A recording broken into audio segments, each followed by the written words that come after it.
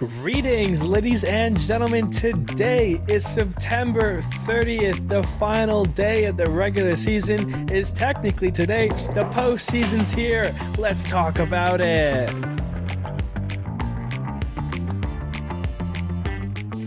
Hello, everybody. My name is Steven. This is the middle of the order. How are we doing today? Ladies and gentlemen, the end of the regular season was technically yesterday, but because of the hurricane, because of what these two games mean today, the regular season ends today. Braves and Mets are playing a doubleheader. We're going to go through all of that and the weekend that we just had, the final weekend of the 2024 season. In just a little bit here.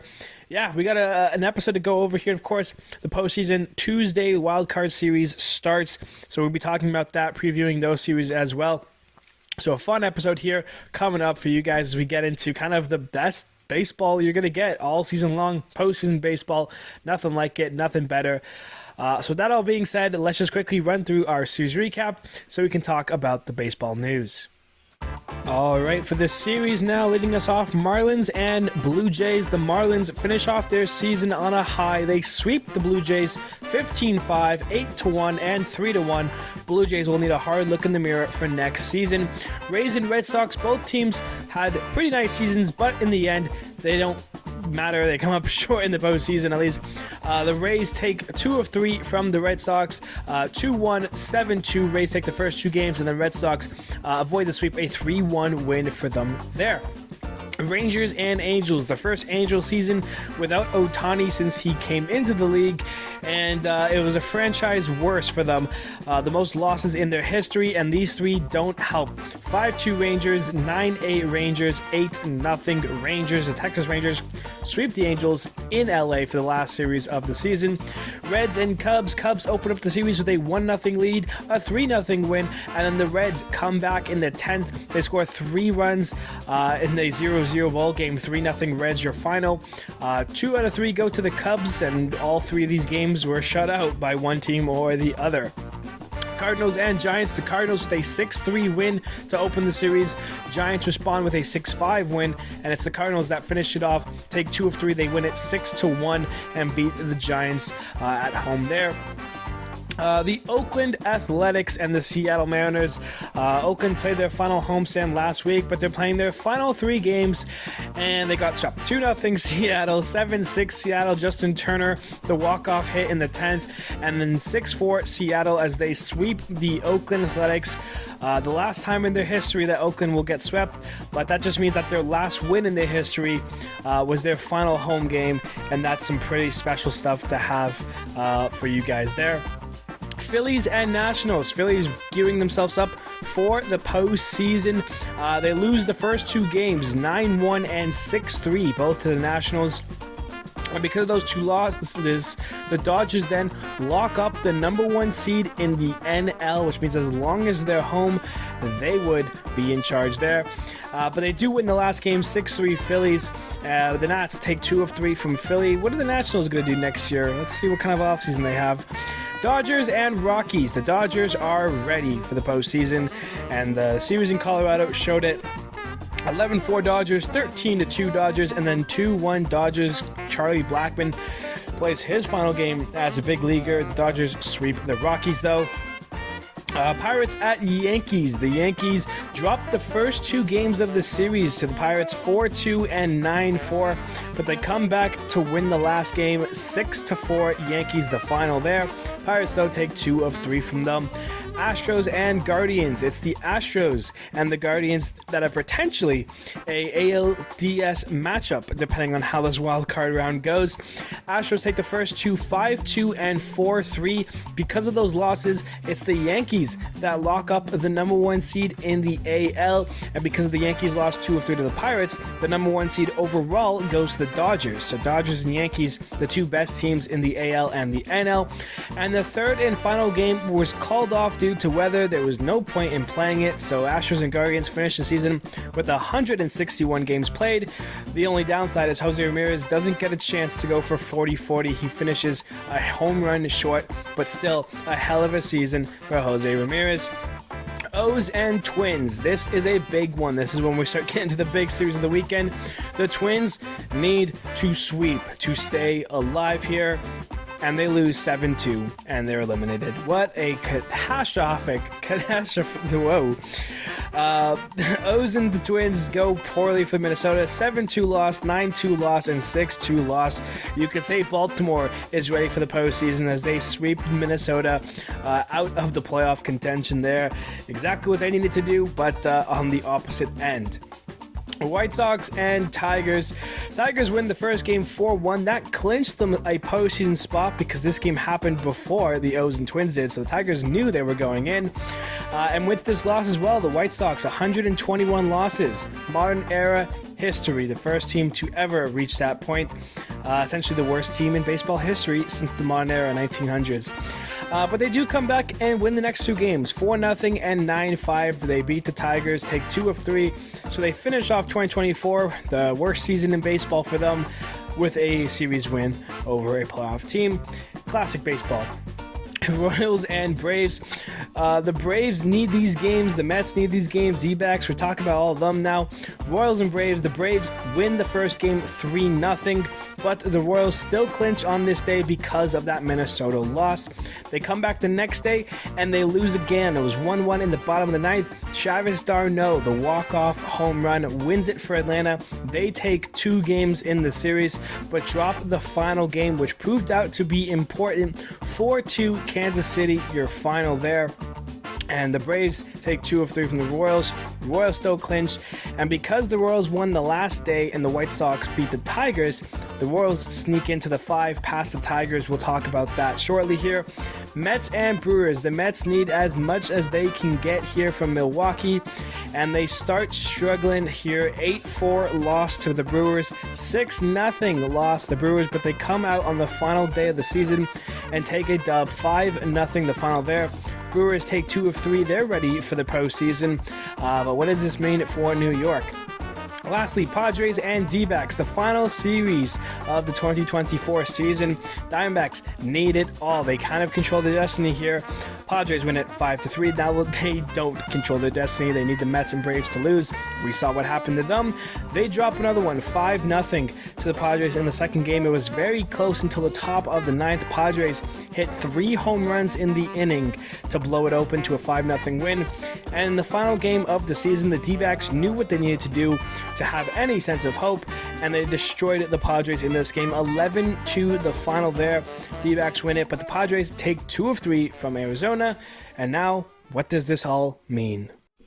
Well, it means that there's 3 teams still eyeing 2 spots of the postseason that starts tomorrow. That's what that means. We go through it here. Mets, Braves, and D-backs are all sitting, waiting for some stuff to happen here. Today it's going to happen, and actually just a little bit here, about 15 minutes away from the first pitch of Game 1. So in case you're not aware, the Braves and the Mets are playing a doubleheader today on Monday to determine the 2 teams that will head into the postseason and the 1 team that will miss out by a game here. The situation is this. Right now, if you take a look at the standings, the Braves and the Mets are currently, and the D-backs essentially, are all tied. Braves and Mets 88 and 72, Diamondbacks 89 and 73. Of course, Arizona's played 2 extra games. They won 1 and they've lost 1. So, tiebreaker-wise, the Braves and Mets both have the tiebreaker over the Diamondbacks. And in terms of their own tiebreaker, right now the Braves lead it by 1 game, 6-5, and essentially will have the tiebreaker over the Mets in any situation, in any shape or form. So, what's at stake here today? So, there's 2 games. I'm saying so a lot.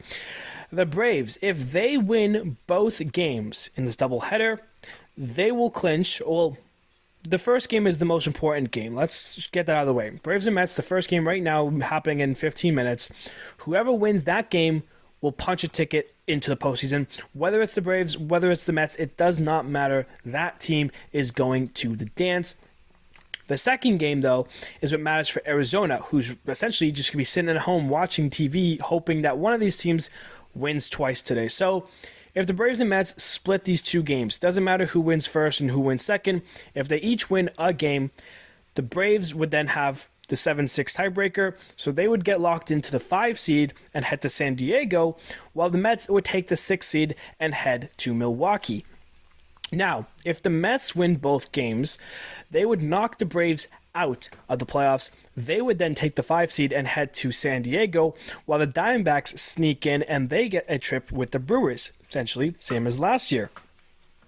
Same thing on the other end, though. If the Braves win both the games, the Mets get knocked out. Braves still go to San Diego, and the Diamondbacks still head to Milwaukee. So it goes like this. If Arizona sneaks in, they would face Milwaukee. If the Braves are in, they're going to San Diego. The Mets could go either or. It all depends on these two games and the outcomes. So if you're Arizona, you're hoping that whoever wins the first game would also win the second game. That's the only way. If the Mets and Braves split, Arizona we've seen the last of them for 2024, unfortunately. So we'll have to wait and see how the two games go. Of course, the first one being the more important one, because whoever wins that one is already clinched, so they can kind of take it easier in the second game here. And we know this going into it. So right now, Taylor McGill is lined up to be the Mets pitcher for the first game, happening in a couple minutes here. I'll be checking it out on the side here. And Spencer Schwellenbach is going for the Braves. Now, Schwellenbach pitched for the Braves against the Mets on Tuesday, and he went 7 strong innings here. So I'm sure the Braves are very happy that they have him good to go for this first game here. Game 2, still listed as TBD for the pitchers, but we do know if the Mets lose the first game, it would be Luis Severino who goes for the Mets in Game 2. And if the Braves lose the lose the first game, it would be Chris Sale in a do-or-die game for Atlanta. So they're both going with star pitchers if they lose the first game. But of course, if the Braves win, they're not going to use Chris Sale. They'd save him for tomorrow's Game 1 against the Padres. And the Mets, same thing, might say Luis Severino for Game 1 or 2 against either the Brewers or the Mets. But you also have to be careful how you manage that second game because, of course, you'll be going to the postseason the next day. You use too many arms in these two games, you're screwing yourself for Game 1, and we'll talk about it. Game 1 is very important in these wildcard series. So that's what you need to know about this today and about the 2 days available here for the Braves, Mets, and Diamondbacks. So keep that in mind. Chris Sale, Luis Severino, one of these pitchers will pitch later on tonight. But yeah, Game 1 will be happening shortly here, and we'll be kind of checking it in, and if anything happens, I'll make sure to mention it here. But yeah, by the time you're listening to the episode, the game's probably close to done, or we already know who's moving on and who isn't, but we'll have to wait and see, at least for me, until that actually happens. Alrighty, though. So, other news here from the regular season, I guess, we'll finish talking about. The Chicago White Sox lost their 121st game, and that's where the record will now hold. So, the Chicago White Sox, now the worst team in baseball history in the modern era. They finished the season 41 and 121. And I just have to wonder what's going on for next season, because they're talking about wanting to cut payroll here. And I look at this team already, and I'm like, who are they going to cut here? Andrew Benintendi, Luis Robert Jr., Andrew Vaughn. Those are the three guys to know about this team here. Yoan Moncada, when he's healthy again, and he got a very hurt and wasn't really playing much. The bullpen is a bunch of names you'll never know. The rotation, it's Garrett Crochet plus, Garrett Crochet on the move here. You got to wonder what's going on for the White Sox here, but after a horrific and historically awful season, you got to wonder, can it get any worse next season? If they're trying to cut payroll, how bad can things get for the White Sox here? That's something that I would low-key be very worried about here. Andrew Benintendi is paid $17 million until 2028. You got a couple club options with Yoan Moncada and his $25 million. That's definitely going to get declined. Max Stassi and a $7.5 million. That's getting declined. Clevenger's a free agent. We barely saw him because he was injured. Chris Flexen, same deal. Mike Soroka's in a free agent. So, these guys are going already. Luis Robert Jr. is getting paid $15 million next year, and then he has 2 club options, 2026 and 2027. We're getting into some free agent talk here in the offseason talk, so we're not going to worry about this too much, but you got to wonder, can the White Sox beat themselves next year if they're going to be really bad? It's just historically bad, and the president had to issue a letter to fans saying that the season was atrocious and a catastrophic failure, and that's kind of what it was. And, yeah, I mean, I really have talked about the White Sox a lot this year, just in terms of how bad can they get, and here we are, end of the season, and they're the worst. They are legitimately the worst. So, prayers up to those White Sox fans in Chicago.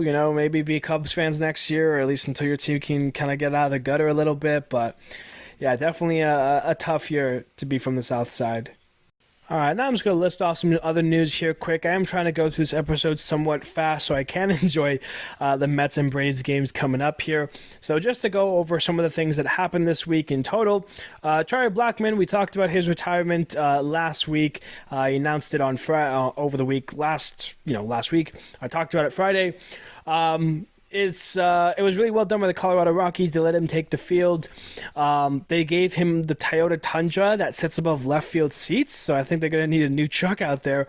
But they put his number on that and gave it to him in part of their pregame celebration and ceremony for him. And then he got a base hit. And in his final at bat, he came out as a pinch runner earlier. Came out for a pinch runner about the fourth inning, I believe. So he ends his career with a base hit. Charlie Blackmon receives a standing ovation, and that's the last we've seen of him. Talked about last week as well how some guys are getting ovations, and Patrick Corbin for his final stars of National probably. Kyle Hendricks, he pitched a very great game for the Cubs in his potential final game with the Cubs.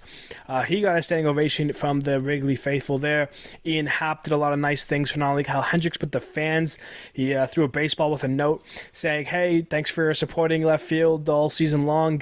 Gave lots of money and just bought beers for the entire left field section. So Ian Happ, classy there for the last game. And of course, Kyle Hendricks, a very, Cub faithful guy. He's been with the team for a long, long time, of course. And, through ups and downs, he's been kind of the face of that pitching staff for a good amount of time, despite not being always the best guy in that rotation.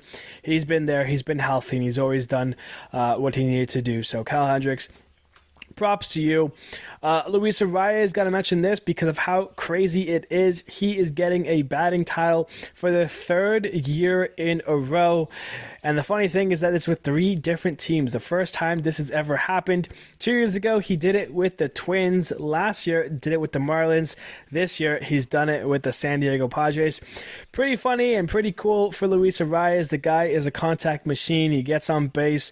And you just kind of wonder, is he going to get a 4th in a row with a 4th different team? San Diego's going to start the season cold next year and have to trade him at the deadline. You never know here, but Luis Arraez, another great season for him, capped off with another batting title. Marlins and Skip Schumaker, their manager, they've mutually agreed to part ways. I said agreed to part ways. Schumaker was a fantastic manager last year with the Marlins, brought him to the postseason. This year, not so much. They started the season on a 13-game losing streak, and it was downhill from there. They traded away guys like Jazz Chisholm, Brian De La Cruz. Kind of just a horrific season for the Marlins. You got to wonder what exactly happened. Of course, injuries to the rotation is definitely a big thing. No Yuri Perez. Jesus Luzardo wasn't himself. And of course, Sandy Alcantara, we knew about it going into the season. He was going to get Tommy John. You wondered if they would have enough to kind of keep them afloat for this season. They definitely did not. So I'm not sure what's in store for the Miami Marlins. Are they going to try to retool here? They should be getting Sandy back some point earlier on next season. And at that point, the rotation should be solid enough if they're healthy to compete again if they can bring in some offense. So we'll see what Miami does this offseason, but they'll have a new manager to find first. But Schumaker is out. Last thing to really mention, and I mean, we'll be talking about this kind of in the offseason as well and just throughout the postseason here, and that's, for the Tigers, I mean, we're talking about an amazing story about how at the beginning of August with a 0.2% chance to make the postseason, and here we are today. I mean, when you have a story like this, you got to give so much credit to the Tigers and what the kids have been able to do with AJ Hinch there. But there's always two sides to a story, and to be honest with you, we really need to figure out what happened with Minnesota here, because that's the other half of the story. Not only was it an amazing story for the Tigers to come from 0.2% to make the postseason, Minnesota had probably a 70-80%. And they're going to be watching the postseason this year. Like, what happened to the Twins here with all of this talent in the world here? The pitching staff is great. The bullpen looked okay. Like, what exactly went wrong? And I honestly don't know. It's almost as it's the worst collapse of the year, probably the most devastating team of the season. You know, yeah, you had the Marlins who made a postseason and then didn't. The Blue Jays, all these expectations, they did nothing. Texas Rangers, they were coming off a World Series win, and they didn't make the postseason here. Seattle had a division for 3 months of the season and then lost it to the Big Brothers again. So there were a lot of disappointing teams, but I mean, the Twins, man, the late collapse, very Twin likely here. And I mean, the last couple of years, they've been kind of the juggernaut of the the AL Central, but they've done nothing in the postseason besides last year, essentially. And here they are the very next year, and they're doing it all over again. I mean, very disappointing year for the Twins. And they're going to take a hard look in the mirror for next season, because this can't happen ever again. And knowing them, it's probably going to happen at some point next season as well. So Minnesota definitely crashed, definitely, just exploded on themselves. That's exactly what happened. They imploded, and Minnesota and among other teams will need some hard look in the mirrors for next season. Okay, now, so really quickly, we're not doing hot and colds, we're not doing all that stuff. That's been put in the books for next season. But I do want to just shout out these couple pitchers here, outstanding performances from the weekend here. Max Fried. You know, if the Braves don't make the postseason, that was his potential last start as a Brave. He's a free agent. 8 2/3, 3 hits, no earned runs, 2 walks, and 9 Ks. Outstanding from Fried. Of course, Kyle Hendricks, 7.1 innings pitched, 2 hits, no earned runs, 2 walks, and 2 Ks in what is probably his last start as a Cub. Ronaldo Lopez, 6 innings pitched, 2 hits, an earned run, no walks, and 9 Ks. How about Randy Vasquez helping out the Mets and Braves as he, from the Padres, shuts down the D-backs? 6 innings pitched, only 1 hit, no earned runs, a walk, and 4 Ks. And then David Peterson, when the Mets needed him most, 7 innings pitched, 1 hit, no earned runs, 3 walks, and 8 Ks. A fantastic start for Peterson. Helped them get into the position they are now, which is just 1 win, and they're in. So good stuff there. Those are your outstanding performances.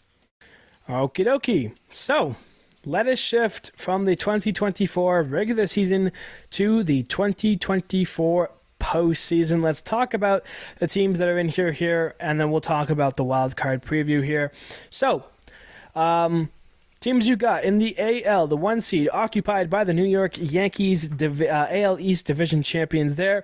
The number 2 seed, the Cleveland Guardians, AL Central champions. And the 3 seed goes to the Houston Astros, AL West champions there. The 4 seed is the Baltimore Orioles. They are the 4th seed and the first wild card seed.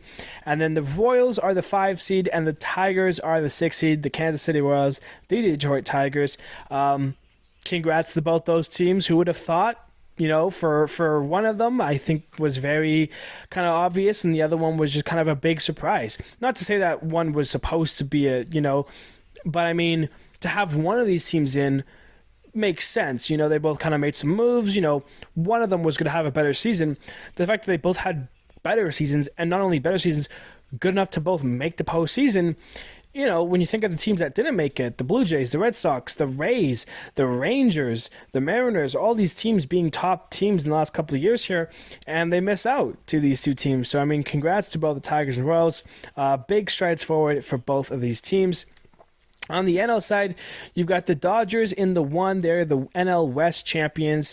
The Philadelphia Phillies are NL East champions. No longer the Braves for the first year in a long time. That's got to feel good for them. They're the 2 seed. And the Milwaukee Brewers, despite all their changes and despite all the moves they had to make, they are still champions of the NL Central and are locked into the 3 seed. The San Diego Padres are the first wild card seed. They're in the 4. And then, of course, Mets. We're not exactly sure yet on the 5 and 6 seed. Could be the Braves, could be the Mets, could be the Diamondbacks. So something to note there, which will make the wildcard preview a little bit difficult to preview, but we'll do it anyways here. That's the postseason bracket for you, and let's take a look at the wildcard round. So something I want to mention here, the wildcard round is very first game heavy, and what I mean by that is that so far, since the wildcard series has been a thing, so in the COVID year in 2020, and then 2022 and 2023, this is the fourth year we're having best 2 out of 3 wildcard series. Since they started in COVID in 2022 and 2023, we've had 16 of these wildcard series, and only 3 have gone to Game 3, and that was between Oakland and the Chicago White Sox. Yeah, they played a postseason series just 4 years ago, believe it or not. San Diego and St. Louis, both of those were in 2020, and then San Diego versus New York, the New York Mets in 2022. Those are the only 3 series to have seen a Game 3 in the wildcard series. Last year, all 4 wildcard series were 2-game sweeps there. So things to note there, which means that 18.75% go to Game 3, which means over 80% is 2-game sweeps. So that first game is very important. And if we actually take a look at the other 3 series here, only one of them, 2 of which, the Game 1 team, whoever won it, didn't move on. So that means that if you win Game 1, you have an 87.5% chance of moving on based off of previous years. Of course, anything can happen, but those are the numbers we've had so far, so you definitely want to win Game 1. Speaking of Game 1, the first game between the Mets and Braves has already started. I have that in the corner here, so if anything happens, I will mention it here just for fun, I guess, but by the time you're listening to this, if anyone is listening to this, the game, you probably already know what's going on. So let's dive into the wild card previews here. We'll start in the AL, of course, because those are the ones that we know for sure. First one, Tigers at Astros. Tigers in the 6, Astros in the 3. The winner of this series will head to face the Cleveland Guardians. If you take a look at their season series, the Astros have won 4 of the 6 matchup. Tigers getting 2 of them. The last time these 2 teams played was in the middle of June. Taking a look at the Game 1 starters, Tarik Skubal, the Triple Crown winner in the AL potential Cy Young winner. He's on the bump for the Tigers. And the Astros will be sending out Framber Valdez. The Games 2 and potentially Game 3 are still TBD.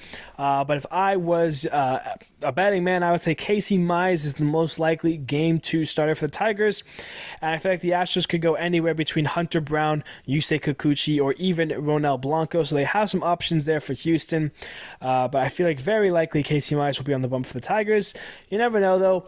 One thing I will say is that the Tigers should feel confident sending out their potential Cy Young winner, Triple Crown winner, Tarik Skubal out there for Game 1.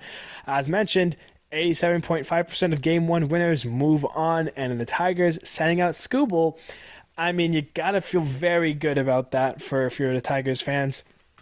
Their magic right has gotten them to this point, and we have to remember, Houston owns the AL. We have seen them in the ALCS in 2023 and in 2022 and in 2021 and 20 and 19 and 18, all the way to their first World Series in their history, controversially in 2017. The Astros have been in the ALCS the last 7 years. So for the Tigers' magic run to continue, they have a hard opponent to beat in the first round here, of course. The Astros, they started the season slow. We were wondering what happened to the Houston Astros that we knew. The big bad Astros turned it on in about May, June. That's when the reels started to come together. They passed out Seattle for the West Division, and at that point they held on all the way to the end of the year. They locked it in, and they're back now. If I'm the Astros, I'm thinking, hey, let's make it 8 straight ALCS appearances. I'd be worried if I was Cleveland. I'd be worried if I was Detroit, because Houston, they go to the ALCS until proven otherwise. Houston's the team to beat here. So the Tigers, they've got a tough couple games ahead of them here. I just mentioned how only 3 of the 16 have gone to Game 3. I could definitely see this series going to Game 3 because I believe in Tarek Skubal so much. I think the Tigers could win the first game here, but there's no way Houston's getting swept in the wild card series, so that would definitely feels like it would go to Game 3 here. If you take a look at the teams, Javi Baez is not here. Tigers, he had hip surgery, so he's not going to be a part of this 2024 run. Chas McCormick, we're still waiting on updates from him, but he had a fractured hand. He's not sure if he'll be back in time for this wild card series or not, so we'll have to see about that. But you take a look at the teams here. The Tigers have Jake Rogers at catcher, Spencer Torkelson at first, Colt Keith at second. My pick for the Rookie of the Year. Probably not going to happen, but he's had a nice season with the Tigers here. Matt Vierling's been at third, locking it down. Trey Sweeney, the guy they got from Jack Flaherty, which, reminds you, at the deadline, they were sellers. They thought they had no chance. They traded away Jack Flaherty for Trey Sweeney here, and it's kind of worked out in their favor. Trey's been holding shortstop down and doing a great job, the young kid there. Their outfield consists of Riley Green, Parker Meadows, and Wencel Perez, with their DH Kerry Carpenter. Some other names to note: Jace Jung, Dylan Dingler, and Andy Ibanez. The Tigers have kind of a team that you don't really know, but at the same time you kind of know. A bunch of young kids. They've had some moments here or there. The rotation, Tarek Skubal, of course, leads the way. We got Casey Mize in there, Reese Olson, Kyler Montero's had some great starts for the Tigers. So there's definitely things to note and things to be proud about. And how about that bullpen? I mean, the Tigers bullpen hasn't been perfect. It's put together on a bunch of names that you may or may not know, but together they're doing it. Power of friendship, power of whatever. I don't know what you want to call it. Jason Foley, the closer there, he's been in the back end and he had some great performances. But he's not the only guy who's been getting saves for them this season. Guys like Will Vest, Tyler Holton, and of course they just brought up Jackson Jobe to be part of the bullpen, help them out in any shape and form they can. Kenta Maeda has been moved to the bullpen as well, helping things out. So the bullpen's good, rotation's solid, especially with Tarek Skubal at the helm here, and the offense isn't that bad. So, I mean, there's some pieces here for the Tigers to be happy about. And, I mean, making the postseason ready this year, I mean, that just shows you what they could do next year. You bring in more veteran talent. Tigers could be around for a long time, but of course, they have to go up against the Houston Astros. Yanyer Diaz behind the plate for the Astros, John Singleton at first, Jose Altuve at second, and Alex Bregman at third, Jeremy Pena at short. The outfielder they brought in late addition in Jason Hayward, and he's been huge for them, alongside Jake Myers, and of course, Kyle Tucker is back. Yordan Alvarez is active, but he's been dealing with a sprained right knee, so he might not be available, but if he is essentially the DH there. And some other names: Victor Carantini, the backup catcher, and then Mauricio Dubon, sure to play a big part in the series as well. And of course, as mentioned, the Astros are, daddy in the AL. They're the team to beat. So, I mean, if the Tigers can do it, props to them, but this is a hard team to do it against. The rotation is as solid as ever, even with all their injuries they have. We go back to the beginning of the season, and throughout the season, there's no Christian Javier, there's no Jose Urquidy, there's no Lance McCullers Jr., there's no JP France, there's no Luis Garcia. That's a solid rotation. That's an amazing rotation, 1 through 5 there for the Astros. Instead, they've got Framber Valdez. They brought in Yusei Kikuchi in the trade. Ronald Blanco threw a no-hitter this year. Hunter Brown's been the kid. Justin Verlander's up there in age. He's going to be 42 next season, but what does he still have in the tank? Another solid rotation there for the Astros. And, of course, their bullpen. Josh Hader's figured it out since his beginning of the year struggles. Brian Abreu, Ryan Presley. They brought in Hector Neris, who's been great. And, of course, Spencer Arrighetti, he's been doing a lot of starting for them this season as well. He's been moved to the bullpen recently. So, I mean, Astros got pitching. They've got offense. They have plenty of playoff experience. This one's going to be a fun series to watch. But I think it does favor the Astros. Their experience is too good to pass up, to say the very least. So, Detroit, give it your all. But unless Tarek Skubal does some outstanding stuff and ruins all of the Astros' confidence in Game 1, it's going to be looking like the Astros will be having a date with Cleveland in the ALDS. Moving on here, Royals and O's. The next series here, Royals in the 5 seed, O's in the 4 seed, and the winner heads to New York, to take on the Yankees with Judge and Soto. Season series favors Baltimore 4-2. They've played 6 games. The last game they played was in the middle of April. They played both of their series, one at home and one away against each other, within the first 7 series of the year. So they haven't seen each other in a long time. Of course, shortstop stars, young stars, Bobby Witt Jr., Gunnar Henderson. That's the storyline, to say the very least here. When you take a look at the starting matchups here, Game 1 will feature the lefty Cole Reagans for the Royals up against Corbin Burns. Of course, Baltimore brought him in via a trade this season, and he's been absolutely outstanding for Baltimore. So those guys are slated to go for Game 1. Baltimore has not announced their Games 2 or 3 starters yet, but the Royals have. Seth Lugo will be going for Game 2, and if a Game 3 is needed, Michael Wacha will be there and ready to go. Although Baltimore hasn't listed a starter, if I was Baltimore, I think Zach Eflin will be making the Game 2 start against Seth Lugo. So keep that in mind. That game would be on Wednesday. The Royals, what a crazy turnaround. Last year, they finished 56 and 106. This season, 86 and 76, a 30-game difference. They won 30 more games this year than they did last year. A complete turnaround and a playoff team. And you gotta think how much of that goes to the additions they made, bringing in guys like Seth Lugo, bringing in guys like Michael Wacha. The rotation got a complete overhaul, and it's been great. They brought in Garrett Hampson. They traded for guys like Paul DeYoung. They signed Adam Frazier. They signed Hunter Renfroe. They purchased Yuli Gurriel recently, who's been kind of a nice addition piece they have. Hunter Harvey, they traded for him. And of course here, remember how we joked about this at the beginning of the season? Will Smith, they brought in. Of course, he's on the IL, but still, Will Smith has won the last 3 World Series. So when Will Smith signed with the Royals, we joked about, the Royals are going to make it to the World Series. Here they are in the postseason. And I mean, you get hot in the right moment. Maybe they do, and maybe Will Smith becomes the guy who wins his 4th straight World Series with 4 different teams. We talked about Luis Arraez and 3 batting titles with 3 different teams. 4 World Series with 4 different teams would be even crazier. Will Smith with the Royals, could he do it? Of course, the Royals have been they haven't been hot entering the month of September here. In fact, they had 2 different 7-game losing streaks in the past 5 weeks here. So the Royals definitely on a limping pace here, not on any kind of hot streak. But there's still plenty of talent up and down the Royals lineup here.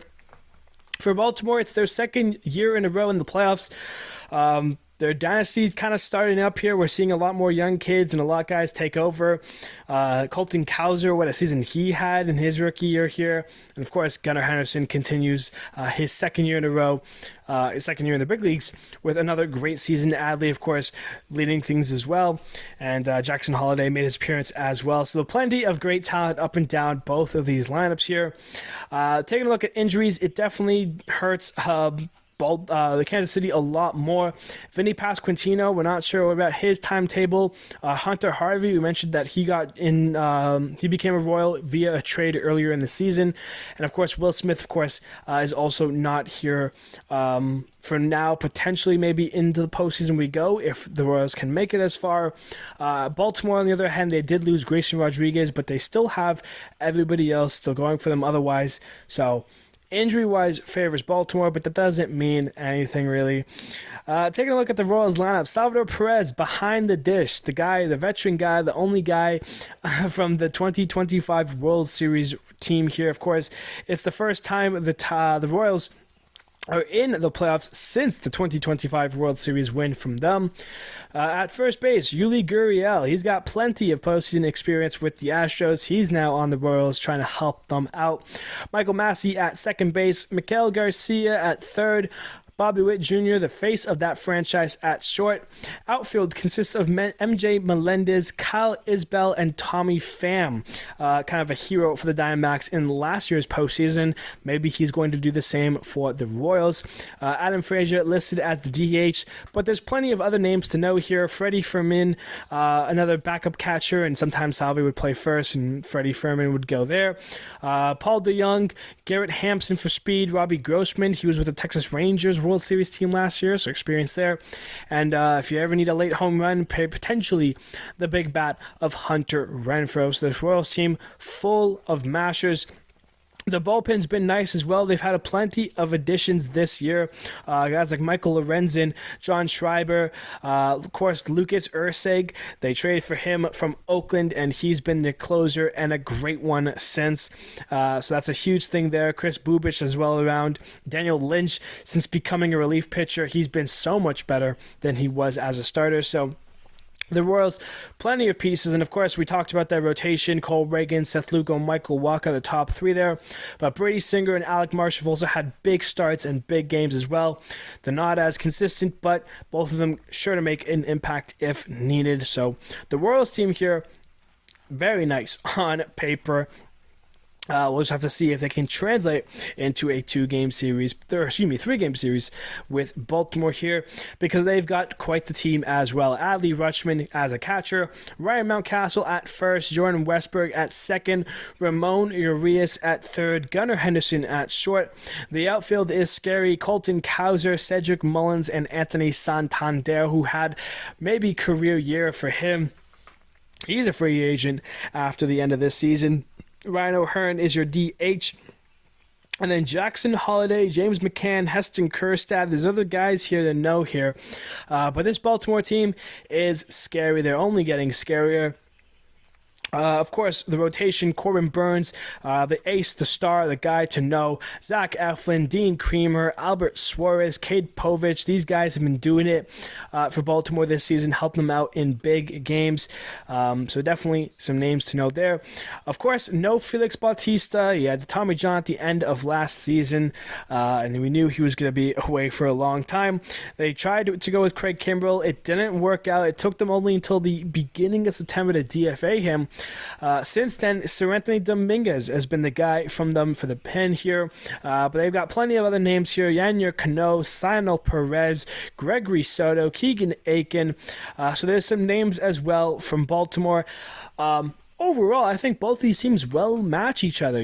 Shortstop, face of the franchise stars, catcher, veterans, even though Adley's also a young kid, but it seems like he's the leader of that team these days.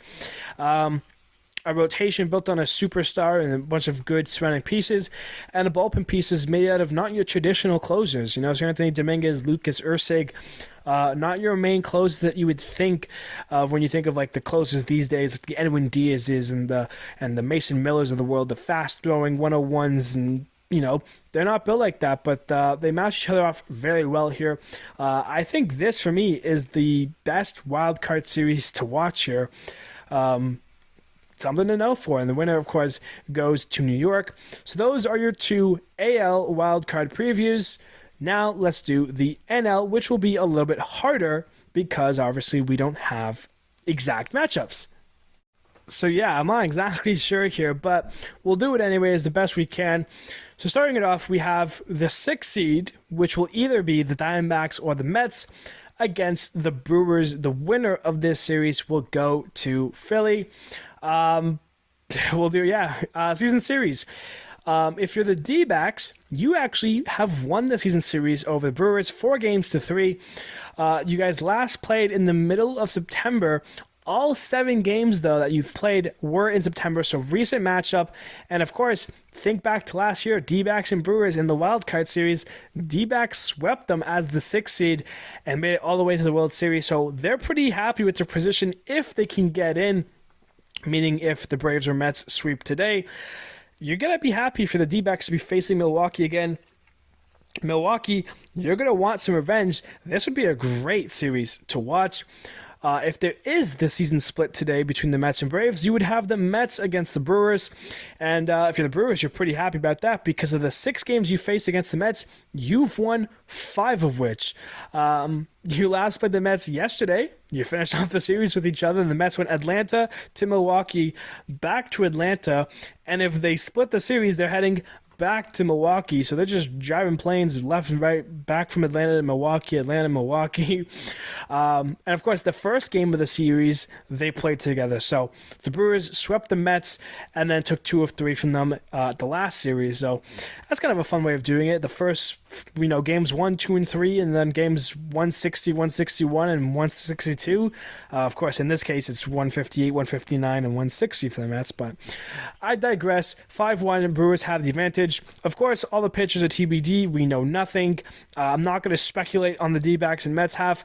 For the Brewers, I would expect Freddie Peralta, maybe Frankie Montas, Aaron Savali in some shape or form. Those kind of been the guys for that rotation there. Of course, the D-backs are coming off a year. They made it to the World Series.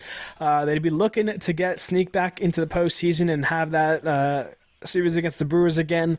The Mets, they had a slow start. Then Grimace came out and threw the first pitch, and it seemed from there Mets just had some voodoo magic, some special stuff going on. Jose Iglesias, the oh my god. The Mets have just been so vibey this season. And with good vibes, you play good baseball, and it's kind of what the Mets have been doing here. The Brewers, they've been the team always in the mix. They always end up losing to the eventual NL champs, whether it's in the NLCS or in the NLDS. If you happen to beat the Brewers, you got a good feeling you're going to the World Series. The Brewers just haven't been able to be that team yet, and they're trying to. They still are division champs, and they're running out of time here. Of course, they have no Christian Yelich. He's done out for. The D-backs don't have Paul Sewald. The Mets don't have Paul Blackburn. They don't have Kodai Senga. They don't have Jeff McNeil. The Mets a little bit more damaged than these other two teams, but of course, Yelich, a big part of that Milwaukee Brewers team here. Speaking of those Milwaukee Brewers, let's take a look at the 3-seeded Brewers here. Catcher William Contreras does it all. He's probably one of the most offensive-heavy catchers in the league right now. He is a pure hitter, but still has a great defensive glove as well. Jake Bauers at first base, Bryce Terang at second, Joey Ortiz at third, Willy Adames at shortstop. He's going to get paid this offseason. The outfield, the young kids, Jackson Churio, Garrett Mitchell, Sal Frelick. That's a fun outfield right there with Rhys Hoskins as your DH. Some other names to know, they got 2 catchers in the backups, Gary Sanchez and Eric Haas, Blake Perkins, Andrew Monasterio. Some great players there from Milwaukee, and they've kind of just created a fun little team here that they've brought into another postseason. We talked about the rotation a little bit. Of course, rounding that off is Colin Ray and Tobias Mayers. And the bullpen, of course, is extremely solid, as it always is. Devin Williams, the back end there, of course, he missed 3 months. They've got Trevor McGill, they've got Aaron Ashby, Joel Payamps, Nick Mears, DL Hall, Joe Ross. So plenty of guys here for the Brewers to be happy about. No Brandon Woodruff, no Wade Miley. We knew that for a while now. But the Brewers team is here, and it is good.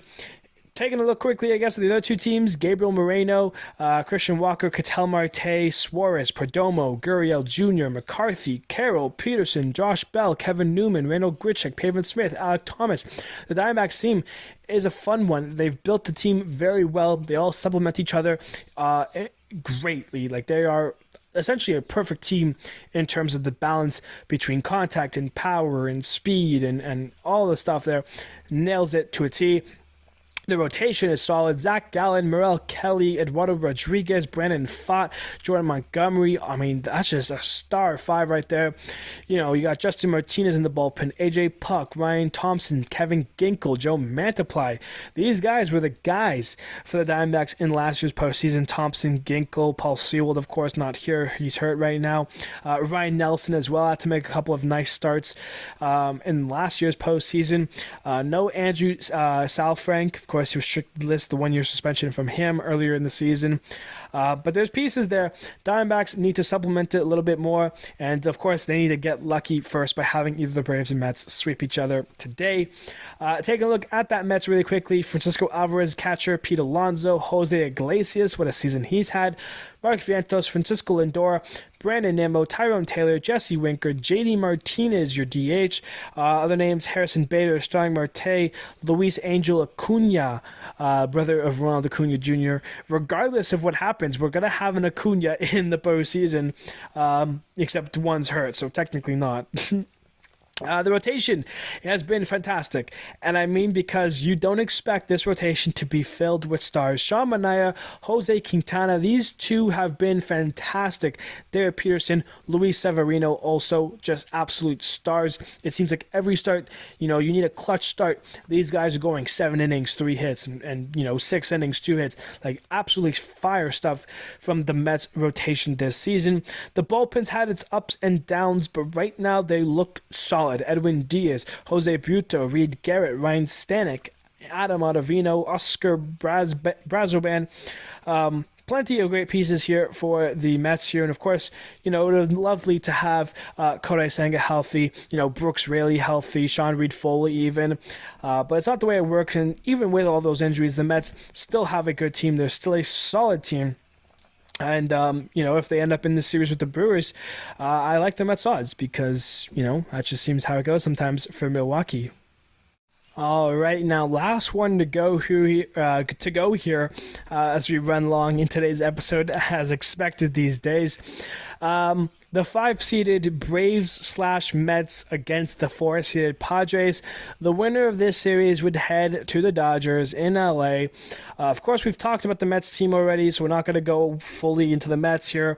But we will talk about their season series with the Padres, in which the Padres have won 5 of 7. They play each other 7 times, a 3-game series and a 4-game series. Padres win 5, Mets win 2. They last played each other at the end of August. On the other end, the Braves and Padres also played 7 games. Padres won 4 of those games. The Braves have won 3. Last time these two teams played was in the middle of July, just before the All-Star break. As with the other Wildcard series in the NL, bunch of TBDs for the pitchers so far. I'm not going to try with the Braves because we don't know if they're going to start Chris Sale or not start Chris Sale. If the Braves lose the first game and Chris Sale has to pitch the second game, he's obviously not pitching against the Padres. If the Braves win the first game, Chris Sale's not pitching the second game, and Chris Sale would start the first game against the Padres. Either against, Dylan Cease, Joe Musgrove, Yu Darvish, maybe even Michael King. He has had a great season for the Padres. Their rotation is solid. After missing the playoffs last year, they trade Juan Soto, and they make it this year. The Padres, they've got the mojo, they've got the star potential, and they've got a great team here, a team that I am worried about in the postseason for other teams. I love this team a lot. I think San Diego has every right to go far. The way this postseason is starting to shape up, potentially, it hasn't even started yet, but I'm expecting a little Padres-Phillies NLCS rematch. I'm really rooting for that. I think both those teams deserve it, and hopefully one of them can make it all the way to win the World Series. On the other end, we've talked about the Mets. The Braves are the top dog, and they've been that for years, but this has been a year full of injury for them, and they have it barely making into it, and of course, if they lose both games today, they won't even make it. But you got to look at that Braves, man. Austin Riley's not here. Ronald Acuna Jr. not here. Spencer Strider not here. AJ Minter not here. Oscar Yanoa not here. And those are the guys that are still injured. Remember, Sean Murphy missed about half of the season.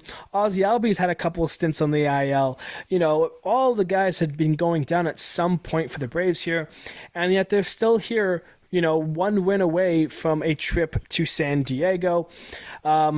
Sean Murphy, Matt Olson, Ozzie Albies, Gio Urshela, Orlando Arcia, Ramon Laureano, Michael Harris II, Jorge Soler they brought back, the World Series MVP with them from 2021. Marcell Ozuna had a great year offensively. Travis d'Arnaud, Whit Merrifield, Adam Duvall, Jared Kelenic. Plenty of pieces if you are an Atlanta Brave here. even without having Austin Riley, Acuna, and Spencer Strider, who are arguably 3 of their top 5 players on this team. Chris Sale, they trade for him with Boston. You had to wonder with his recent injury history with the Red Sox, what would he be?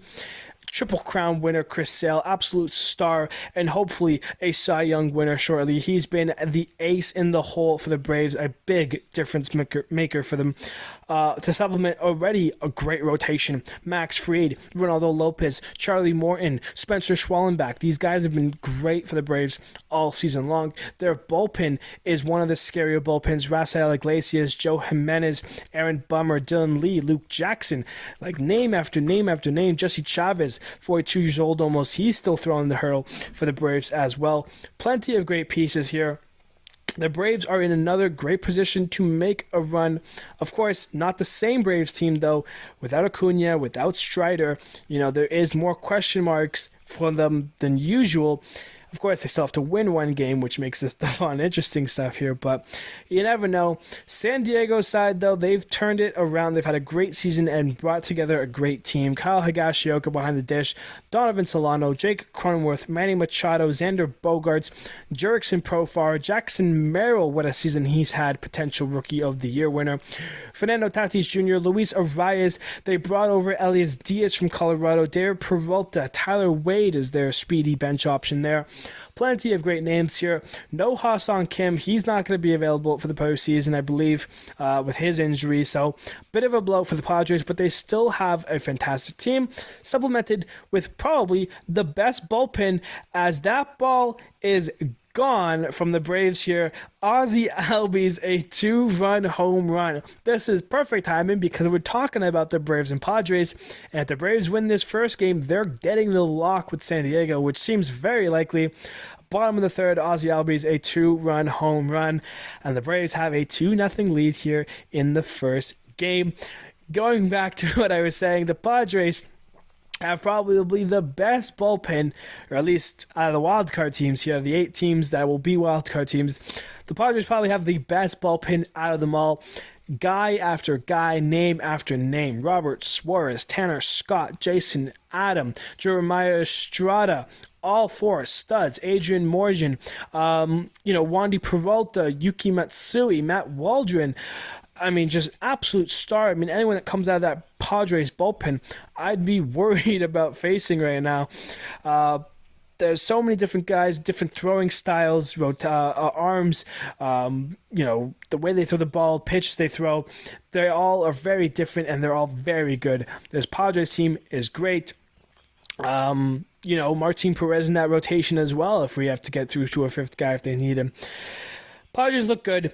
I think they're going to have no issue, whether it's against the Braves, whether it's against the Mets, making it to that series against the Dodgers. And what an amazing NLDS that would be, Padres and Dodgers. We're getting very 2020 postseason here. Padres versus Dodgers potentially. Phillies won't be playing the Braves, so that's a little bit different. Phillies / Mets, maybe, D-backs, from last year.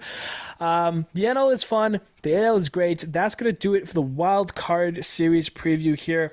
It's been a long episode. There's baseball happening right now. Important baseball to watch. Ladies and gentlemen, that's going to do it for us today.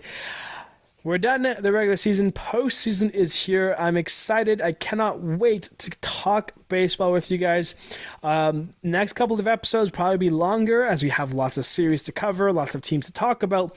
But as series start happening, as games start going through, slowly we'll have less and less to talk about. Expect some big episodes here, though, for the next 2 or 3 here. On Friday, we'll be talking about the Wildcard Series. We'll be reviewing all 4 series and previewing the AL and NLDSs. And then on Monday, nothing will be decided yet, so that's when we're going to do our Player of the Month. So September Player of the Month on Monday next week. This Friday, Wildcard review, AL and NLDS preview. So a lot to get excited for. We're about to hit an hour here. Braves are currently winning. Let's go watch those 2 games and get ourselves excited for the Wild Card Series tomorrow. Thank you, everybody, so much, and I will see you on Friday.